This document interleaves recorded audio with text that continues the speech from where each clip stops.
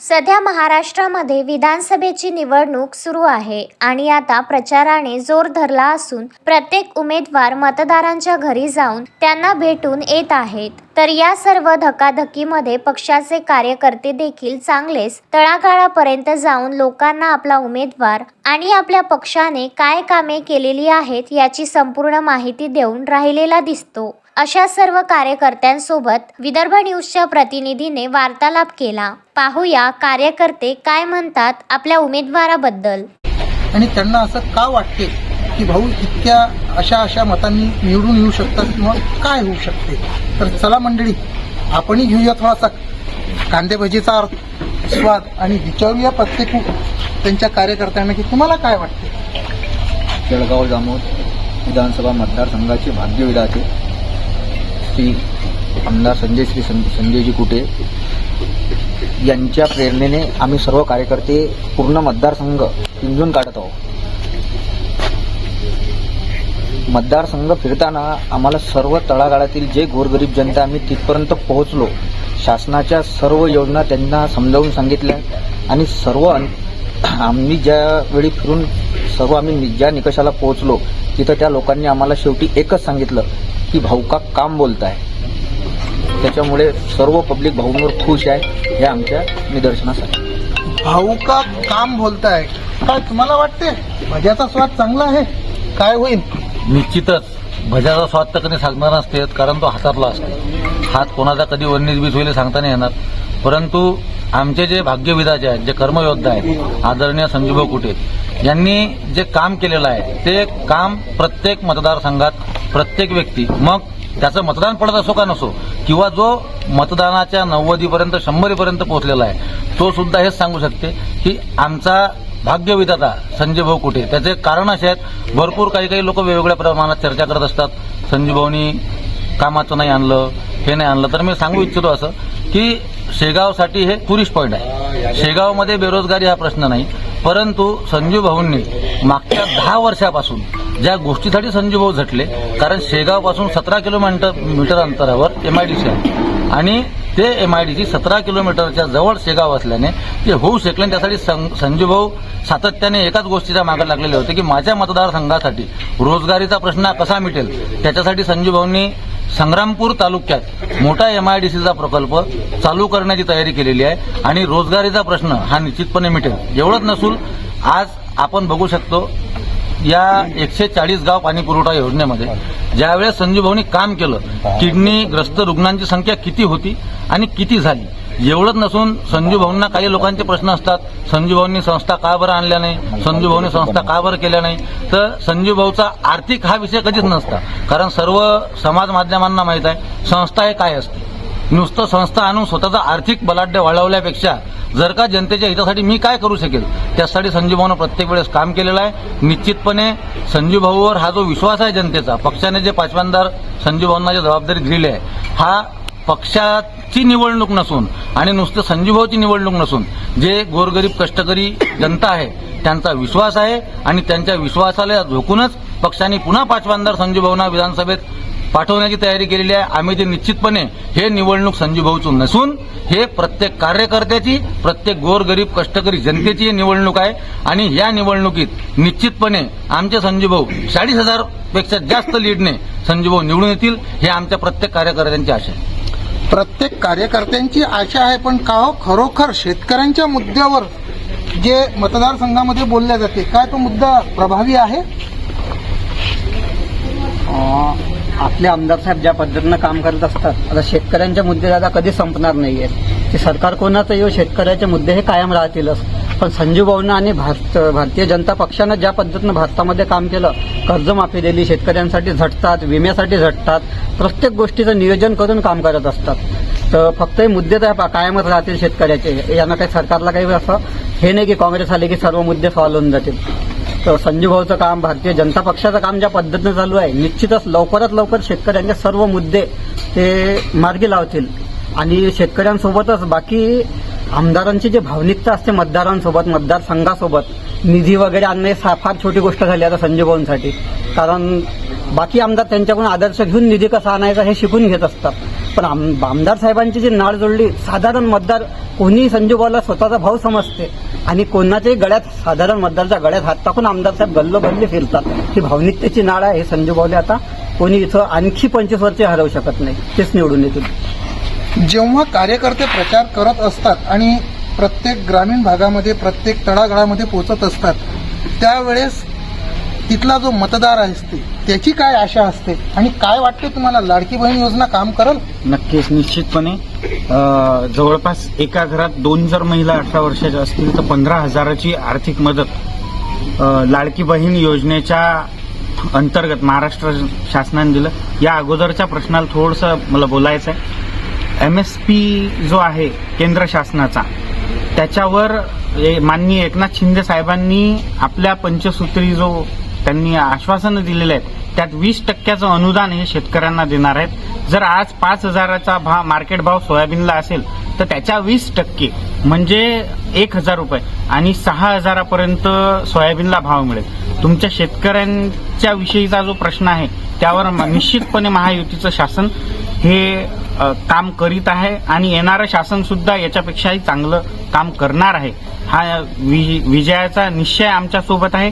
महायुतीचे सर्व पदाधिकारी एक दिलानं, एक जोमानं काम करत आहेत. महाराष्ट्र शासनाच्या ज्या ज्या योजना आहेत, लाडकी बहीण योजना असेल, लाडकी लेक योजना असेल, कौशल्य विकास अंतर्गत महाराष्ट्राच्या उन्नतीसाठी जो बेरोजगारीचा प्रश्न होता, त्या बेरोजगारीच्या प्रश्नाचा निवारण करण्यासाठी 350 मुलांना स्टायपेंडवर 6,000 ते 10,000पर्यंतचा जो स्टायपेंडचा प्रश्न आहे अंतर्गत आमच्या या मतदारसंघात, जळगाव जामोद विधानसभा मतदारसंघात मुलं आज कार्यरत आहेत. आपण कुठल्याही पंचायत समितीला जा, सरकारी दवाखान्यांमध्ये जा, ते मुलं कार्यरत दिसतील. संजू भाऊंवर कोणताही आरोप तुम्ही लावाल त्याचं सक्षमपणे उत्तर देण्यासाठी आम्ही सर्व पदाधिकारी निश्चितपणे आहे. कार्यकर्ते संजू भाऊंवर लागणारा कोणताही विरोधकांचा जो आरोप आहे त्याला म्हणजे उत्तर देण्याकरता सक्षम आहे असं यांचं म्हणणं आहे. काय तुम्हाला असं वाटते का की खरोखर मतदारसंघामध्ये बेरोजगारीचा प्रश्न सॉल्व्ह झालेला आहे? आज मतदारसंघ पाहता इथं बेरोजगारी तर फारशी अशी दिसून येत नाही. गजानन महाराजच्या संस्थांमुळे इथं बरेच युवक रोजगारी, आपापली रोजगारी कमावतात. परंतु आम्ही जेव्हा प्रचाराला जातो, तालुक्यामध्ये हिंडतो, तेव्हा संजीवनचं असं एकही गाव नाही तिथं काम. त्यामुळे जे कर्मयोद्धा आहे, जी पदवी लोकांनी त्यांना दिलेली आहे, त्याची शाश्वती आम्हाला लोकांकडूनच भेटते. त्यामुळे काहीही मनात रोज न ठेवता संजीव 5व्यांदा विजयी होतील असं आम्हाला त्या ठिकाणी वाटते. संजू भाऊच 5व्यांदा विजयी होतील असं या कार्यकर्त्यांचं मत आहे. पण का हो, जलयोद्धा, कर्मयोद्धा या ज्या पदव्या आपल्याला भाऊंना जनतेकडून मिळालेल्या आहेत, मला असं वाटते का त्याबद्दल काही कामं झालेली आहेत का खरोखर? नक्की झालेली आहेत. विरोधात असताना 140 गावाची योजना, त्याच्याकरता ते जलयोद्धा आहेत. आणि राहिला दुसरा मुद्दा, 20 वर्ष झाले ते कंटिन्यू आमदार आहेत.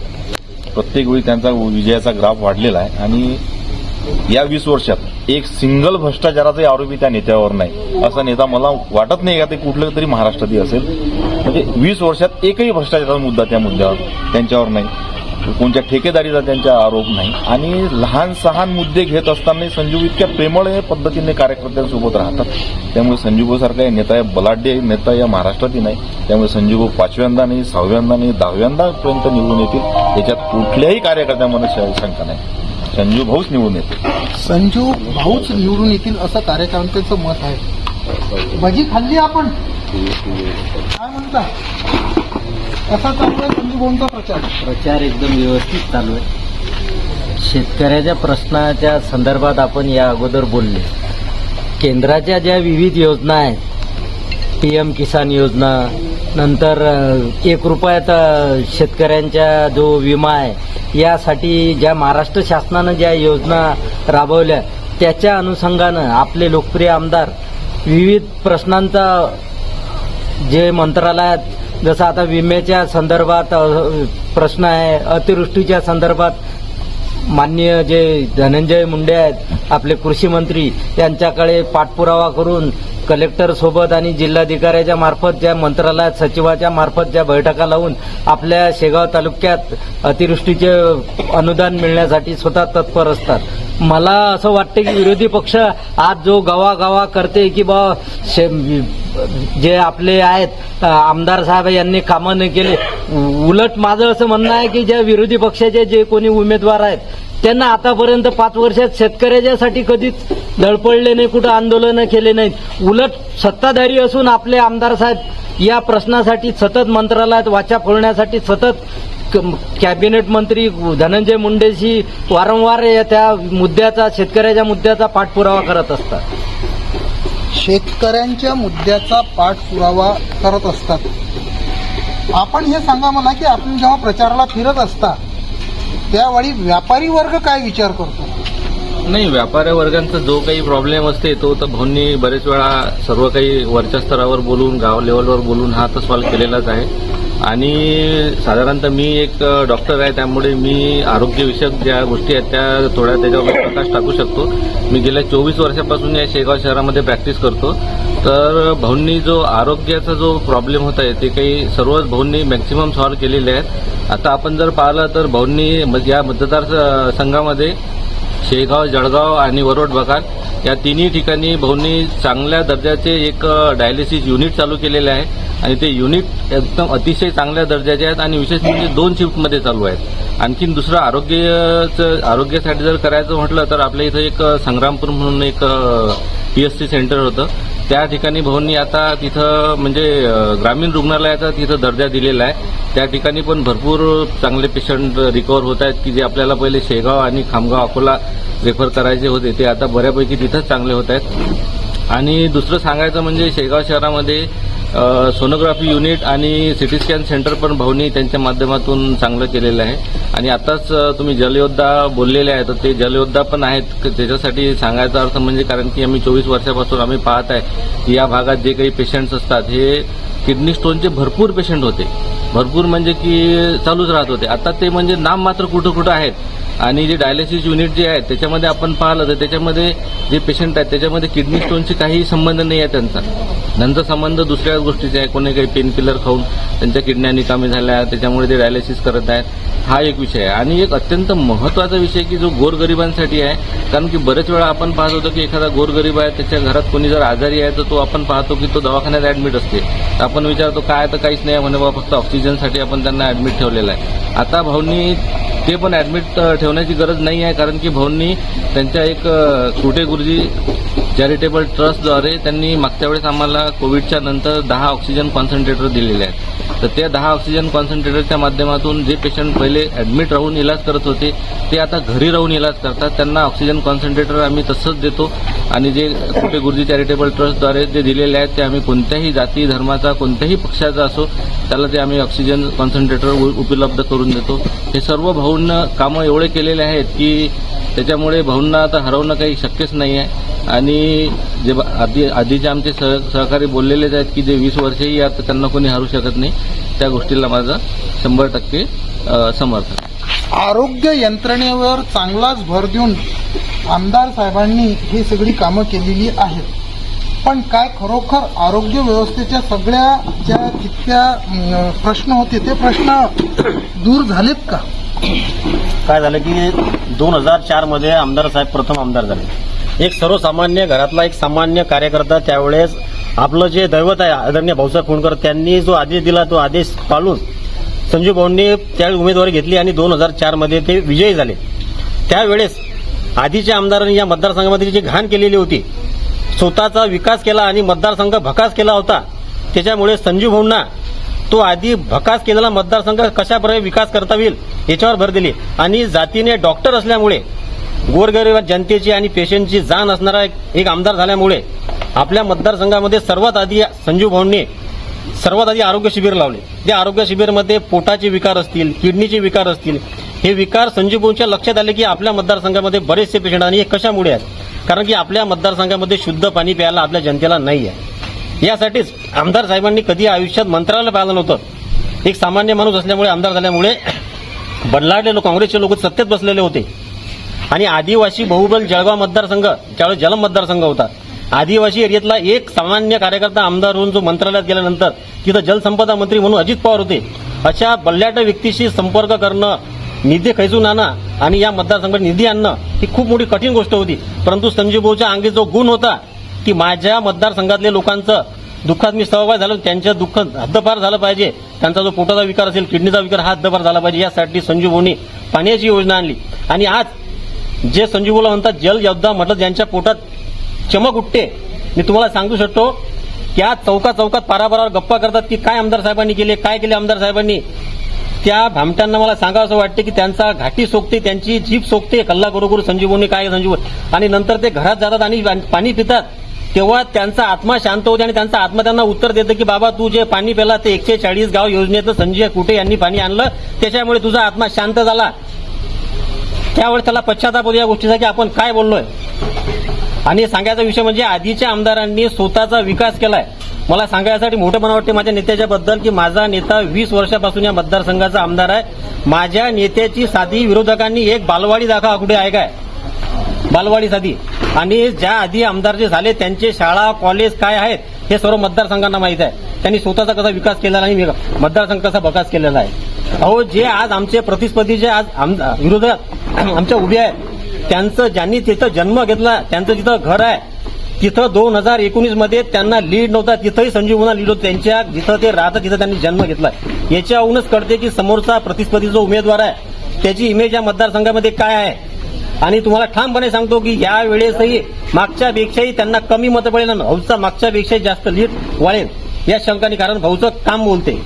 काम बोलता आहे, खरोखर मिरची तिखट आहे हो. तुम्हाला काय वाटते, काय आहे, कसा आहे प्रचार?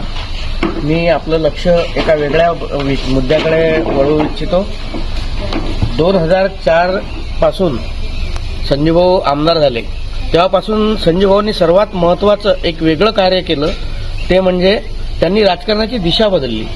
राजकारणाचा जो एक पॅटर्न होता 2004 पूर्वी या मतदारसंघामध्ये की जात पातीचं कॅल्क्युलेशन, ह्या सगळ्या गोष्टींना फाटा देऊन संजीव भाऊंनी फक्त त्यांच्यावर जे बालपणापासून जे निस्सीम सेवेचे संस्कार झालेले आहेत त्या संस्काराच्या माध्यमातून मानवता हा एकमेव धर्म जिवंत ठेवत त्यांनी सर्वांना जोडण्याचं काम केलं.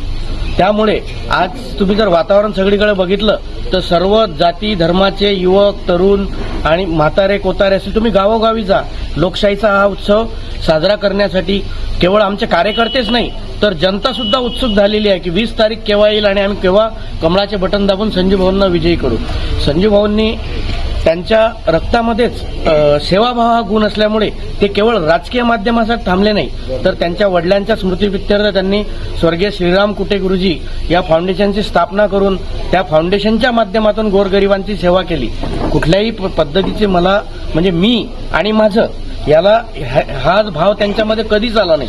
त्याला त्यांनी कम्प्लिटली बाजूला ठेवत लोकांचे त्याच्या माध्यमातून आदिवासींचे प्रश्न असतील, लहान मुलांचे कुपोषणाचे विषय असतील किंवा तुमचे मोतीबिंदूचे हजारो लोकांचे मोतीबिंदूचे ऑपरेशन या फाउंडेशनच्या माध्यमातून झालेले आहे. तसेच अनेक विद्यार्थ्यांना शिक्षणासाठी मदत असेल, म्हणजे खरोखर ज्याला सेवा कार्य तुम्ही म्हणाल तोच एक गुण त्यांनी घेऊन पुढे वाटचाल केलेली आहे. त्यामुळे मला नाही वाटत की संजीव भाऊंना कुठलाही पर्याय आहे किंवा संजीव भाऊंच्या मार्गात कुठलाही अडथळा आहे.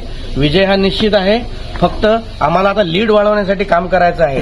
संजय भाऊ आता या इथली जनता केवळ आमदारालाच नाही तर संजय भाऊ भविष्यात मंत्री सुद्धा होतील. या मतदारसंघाला पुन्हा एकदा संजय भाऊच्या माध्यमातून कॅबिनेट मंत्रीपद सुद्धा बघायचे आहे आणि ते निश्चित मिळणार याचा आम्हाला विश्वास आहे.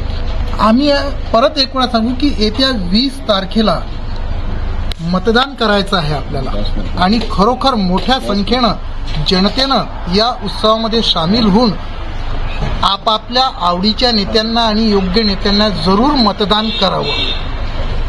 आपण अजून पुढच्या व्यक्तींकडे जाऊया की त्यांनाही विचारूया की काय म्हणता, कसा राहील दादा? सर्वप्रथम तर प्रजा हीच राजा मी सेवेकरी या उक्तीप्रमाणे काम करणारे आमचे लाडके आमदार माननीय संजीवभाऊ कुटे, त्यांच्या या शब्दामुळेच त्यांना कर्मयोद्धा ही पदवी मिळालेली आहे. कारण शेवटी प्रजा हीच माझी राजा आहे व त्यांनी मला निवडून मला सेवेकरी नियुक्त केलेला आहे व त्यांची सेवा करणे हाच माझा सर्वात मोठा ध्येय धोरण. यानुसार त्यांना कर्मयोद्धा ही पदवी मिळाली. राहिलं जलयोद्धा. संपूर्ण मतदारसंघामध्ये मागील कित्येक वर्षानुसार पाण्याच्या प्रश्नाची बिकट अशी स्थिती होती. त्या बिकट स्थितीला पाहून माननीय आमदार संजूभाऊ कुटे यांनी विरोधी पक्षामध्ये असतानाही शेगाव शहर संपूर्ण जळगाव मतदारसंघासाठी 140 पाणीपुरवठा गाव योजना त्यांनी आणली. त्या माध्यमातून अनेक किडनीचे जे पेशंट होते त्यांचा किडनीचा जे रोग आहे ते दूर करण्यासाठी त्यांनी या कार्याला प्रगती दिली व तसेच आता राज्यस्तरीय कार्यामध्ये भाऊंचा एक हातखंडा बसलेला आहे. त्यामध्ये प्रशिक्षण समाज प्रबोधनी यानुसार त्यांनी अमृत ही एक योजना आखलेली आहे. ही भाऊंची योजना आखलेली आहे.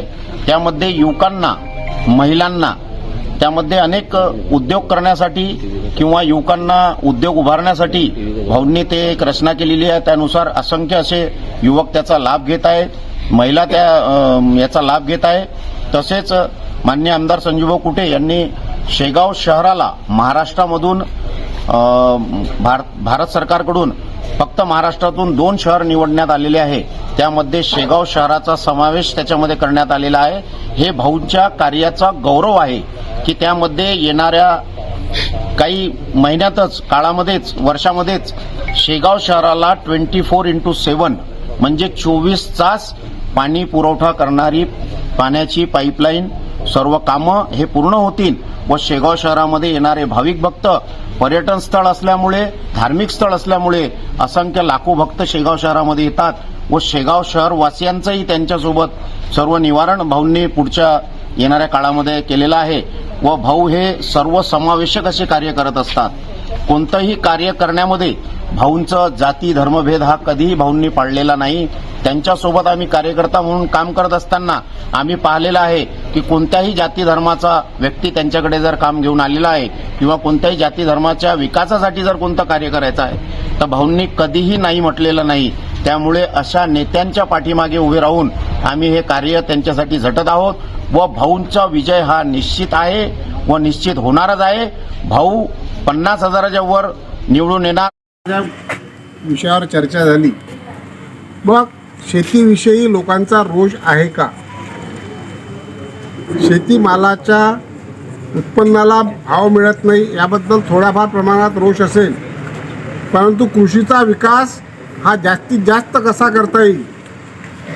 कृषीचा विकास केव्हा होणार आहे? शेतकऱ्यांना वेळेवर पाणी मिळालं तर, एका पिकाऐवजी 3 पिकं काढले तर.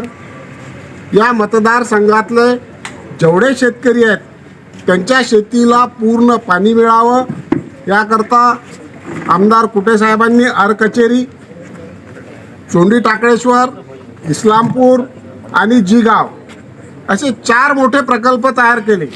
त्या प्रकल्पाला पैसा आणला, निधी आणला आणि अनेक प्रकल्प हे पूर्णत्वास जात आहे. शेतकऱ्यांना 24 तास शेतीला पाणी मिळणार आहे.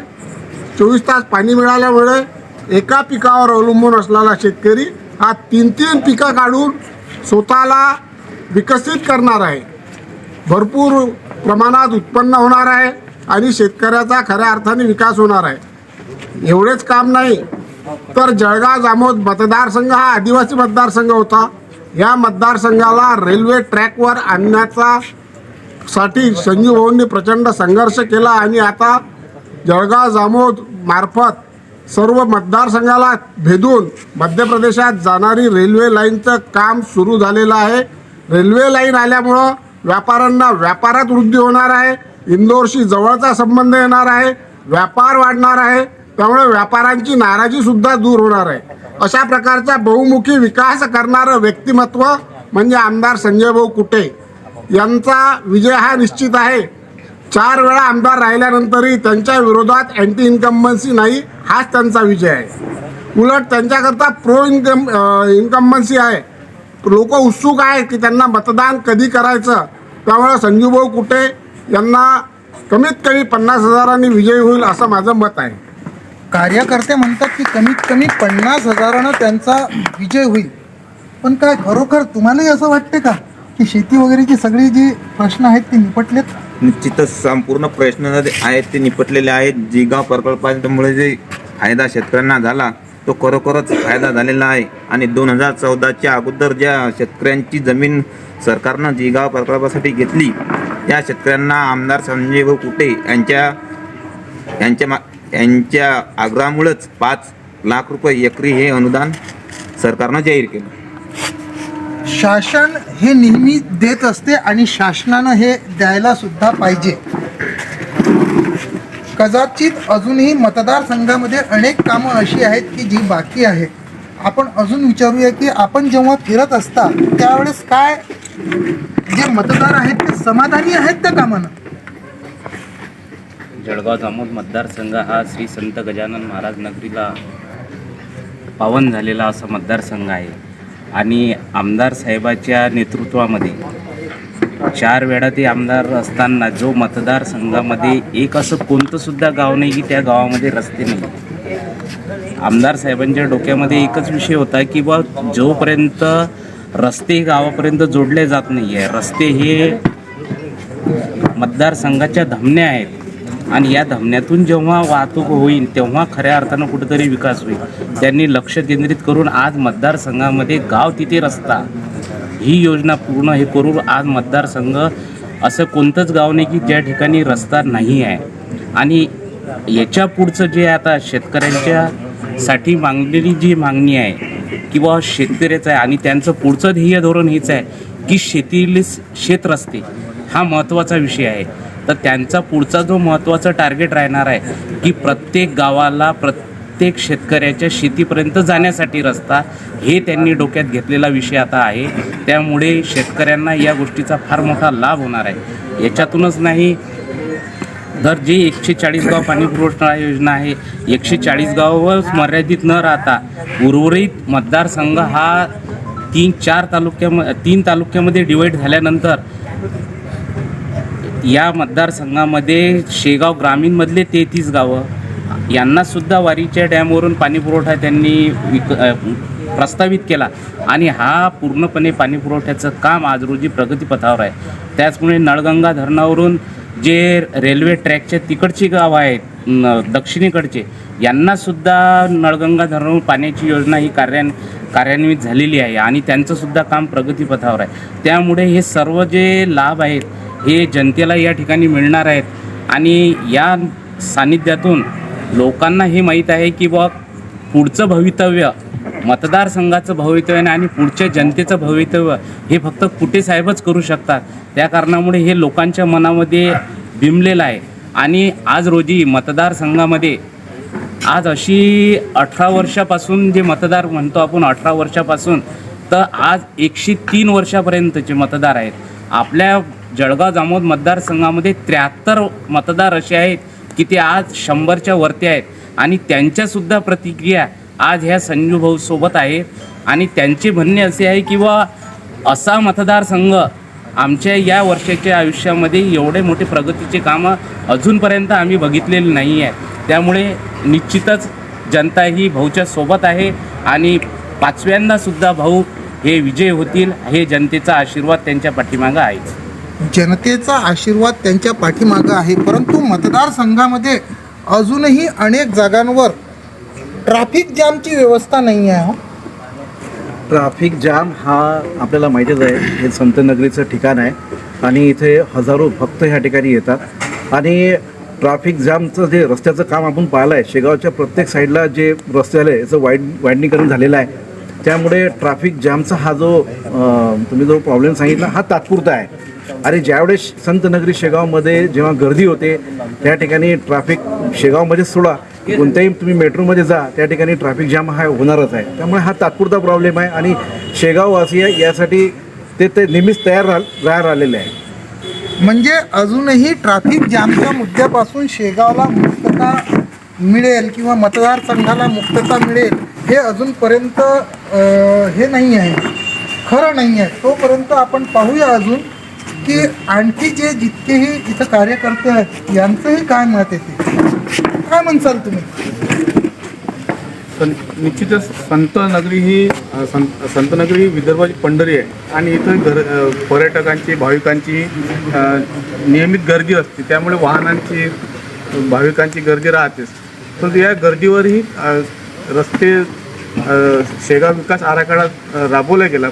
त्यापेक्षाही आता आणखी संजीव भाऊचं असं स्वप्न आहे की पुढचं नियोजन हे ट्रॅफिकला उपाय म्हणून ज्याप्रमाणे मेट्रो सिटीमध्ये जे उड्डाणपूल असतात येत्या काळामध्ये या ट्रॅफिकवर जे नितीन गडकरीची जे संकल्पना आहे त्या संकल्पनेनुसार आपल्या शेगावमध्येही मुंबई पुणे या सिटीसारखे इथं उड्डाणपूल करण्याची पुढची भविष्यातील त्यांची योजना आहे. निश्चितच त्यामुळे संजीव भाऊकडे दूरदृष्टी असते आणि विकास निधीच नाही तर विकास निधीच्या व्यतिरिक्त त्यांच्या वडिलाच्या स्मरणार्थ त्यांनी स्वर्गीय श्रीराम कुटे गुरुजी फाउंडेशन मार्फत त्यांनी लोकांसाठी आरोग्य सेवा योजना, आदिवासींसाठी विविध पोषण योजना हे राबवल्या आहेत. त्यामुळे निश्चितच येत्या 20 नोव्हेंबर रोजी होणाऱ्या मतदानामध्ये संजीव भाऊ हे विजयी होतील. संजू भाऊ हे विजयी होतील. आता हा जो प्रश्न आहे हे तर आता 23 तारखेला जनताच ठरवील की खरोखर कोण विजयी होऊ शकतो. एक महत्त्वाचा मुद्दा असा वाटतंय का आपण या मतदारसंघामध्ये जेव्हा प्रचाराला फिरता त्यावेळेस असं नाही वाटलं का आपल्याला की आपल्या या मतदारसंघामध्ये एखादा विमानतळ असावं? असं आहे, शहराची एकूण लोकसंख्या, आजूबाजूचा परिसर याला अनुसरून काही गोष्टी होत असतात. आता विमानतळ हा जर विषय घेतला तर तसं पाहिलं तर शिर्डी हे आपल्या आधीपासून बऱ्यापैकी प्रगत आहे. आता किती वर्षापूर्वी शिर्डीला विमानतळ झालेलं आहे. येणाऱ्या काळामध्ये ह्या गोष्टी येतील. गावाचा जसा विकास होईल, गावाचे एकूण उत्पन्नाचा सोर्स वाढतील, त्या पद्धतीने हे विकास होतील. विमानतळ असू द्या किंवा मेडिकल कॉलेज असू द्या, ह्या गोष्टी येणाऱ्या काळात येतील आणि त्यासाठीच आपल्याला 5व्यांदा कुठे साहेबांना निवडून द्यायचं आहे. कारण 4 वर्षाचा त्यांचा जो एकूण प्रगतीचा वेग आणि ह्या 4थ्या टर्ममध्ये विशेषतः रोजगार याच्यावर साहेबांचं लक्ष फार मोठं केंद्रित होणार आहे. आणि त्याचबरोबर जिगाव प्रकल्प तुम्ही एक पहा, याच्या आधी ज्यावेळी सत्तेमध्ये दुसरे लोक आलेले त्यावेळी जिगाव प्रकल्पाची किती प्रगती झाली. अगदी आता शेवटच्या टप्प्यामध्ये साहेबांनी टाकलेला निधी हा जिगाव प्रकल्पाला ऊर्जित अवस्था देणार आहे. जिगाव प्रकल्प हा खूप महत्त्वाचा प्रकल्प असून बुलढाणा जिल्ह्याला या प्रकल्पाची अतिशय आवश्यकता आहे. कांदी भजी जी आहे ही खरोखर गोड होती की खारट होती हे 20 तारखेनंतर जेव्हा प्रत्येक मतदार त्या मतपेटीमध्ये आपलं मत टाकील तेव्हाच समजल. आणि 23 तारखेला या संपूर्ण गोष्टीचा जो निकाल आहे तो आपल्याला मिळूनच जाईल की जनता काय ठरवते. महेंद्र मिश्रा, विदर्भ न्यूज, बुलढाणा.